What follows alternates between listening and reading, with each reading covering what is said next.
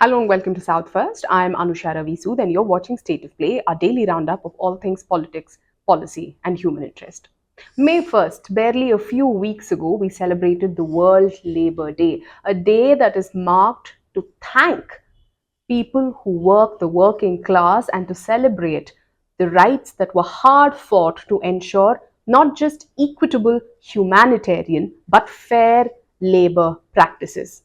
And weeks down the line, the Karnataka government is all set to hear a proposal to extend working hours for IT and ITeS companies 10 hours a day, capping this at 12 hours a day, including extra time. In short, the Karnataka government is hearing a proposal to increase work hours or work time to 48 hours a week with 12-hour cap, including extra time per day.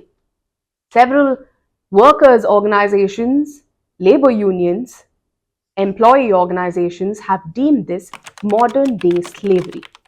It is no surprise that this push to increase work hours comes at a time when many celebrated entrepreneurs, including the popular Karnataka entrepreneur Narayan Murthy of the Infosys fame, batting for extended work hours. Employees have simply one question to ask: why is their welfare being sacrificed because of corporate lobby? What has kicked up this entire row is a proposal before the Karnataka government to enhance working hours from 9 hours a day to 10 hours in IT and ITeS companies, including your call centers, your BPOs, all IT related service firms, firms that have more than 10 employees. Currently, the proposal before the government is to amend the Karnataka Shops and Commercial Establishments Act of 1961, hoping to increase work hours, including extra time, to 12 hours in a day, capping it at 12 hours a day, including extra time, works out to about 48 hours a week. On the 18th of June, the Karnataka Labour Department presented this proposal during a meeting with various stakeholders from the industry, and Labour Secretary and senior officials of the department were in this meeting. The Karnataka State IT and ITeS Employees Union, or KITU, has called on the entire state, has called on the working class in the entire state to oppose this move, this proposal before the government. South First spoke to Suhas Adiga, the General Secretary of KITU, who insisted that the representatives have strongly raised their opposition to the amendment, which poses an attack on the basic right of any worker to have a personal life.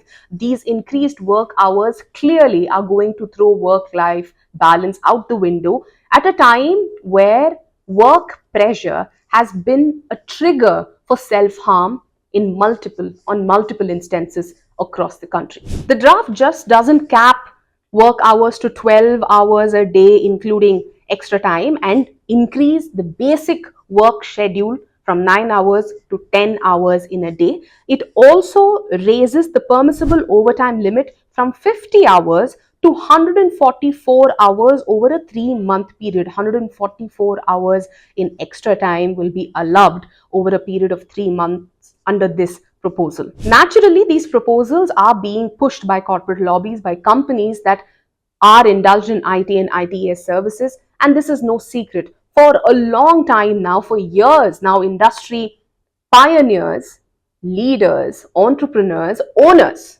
basically, who have a lot to gain out of getting more work done from their incumbent existing employees, instead of expanding job opportunities and hiring more people to complete the work that they expect existing employees to do by extending their work hours, have been pushing governments to increase this work hour limit in a direct possible exploitation of labor laws. Now, these proposed changes are aimed at benefiting IT and ITeS companies, including those engaged in software development, back-end operations, and hardware services, by reducing compliance requirements and introducing more flexibility in work arrangement. Now, that is the pitch that is being put forward to convince the government to accept this proposal. The Karnataka government and its representatives have very conveniently said that this proposal is being considered after an advisory was issued by the union government, insisting that the states reconsider their guidelines, their regulations,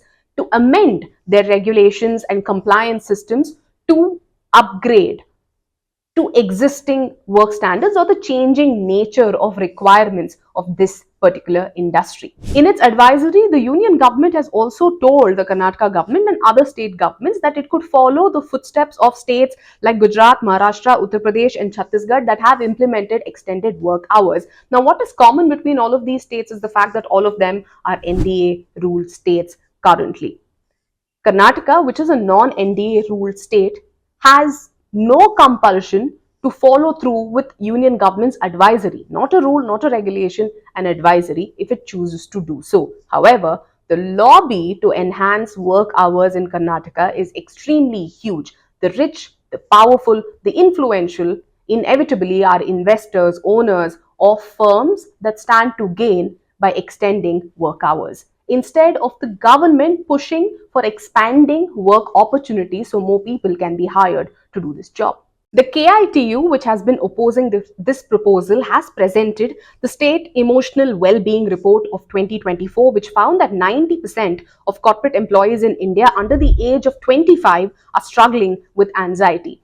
KITU representatives pointed to how work space pressures are already impacting mental, physical, and emotional well being of employees, and extending work hours is only going to make matters worse. In this meeting, KITU also pointed to suicides and rising cases of self harm that are being attributed to work pressure in the IT sector. Very recently in India, we have seen several instances of self harm by techies, by graduates, by educated youngsters who are working under tremendous work pressure conditions. It is not as if all IT employees, there are some 20 plus lakh IT and ITES sector employees in Karnataka. It's not like all of them are opposed to it. Several of them insist that they are already, despite it being a violation of existing rules and regulations, they are already putting in the extra hours to complete their projects, to ensure that delivery of their projects are done within the set timeline. So they insist this rule pretty much makes, or this proposal rather, if it is implemented eventually, makes very little difference to them because they're already working extended hours. While corporates, owners of firms, investors who are stakeholders in this IT and ITS companies have a lot to gain from extended work hours, the government will have to take into consideration the welfare of the workforce, especially women professionals in the field.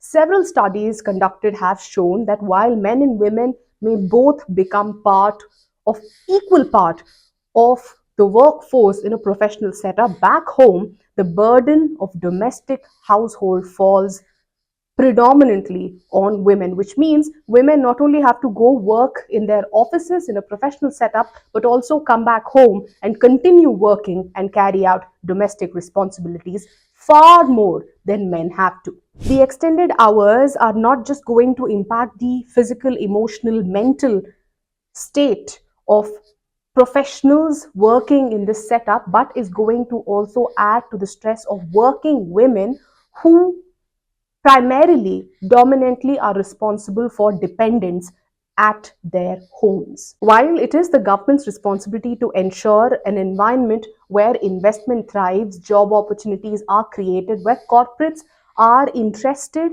in producing more and more jobs, in producing more flow of funds and investments into the state, the government is also the primary caretaker of people, of citizens, and citizens' welfare should take priority over corporate lobbying and corporate profits. Until I come back to you with yet another episode of State of Play, do stay tuned to South First. Thank you so much for watching.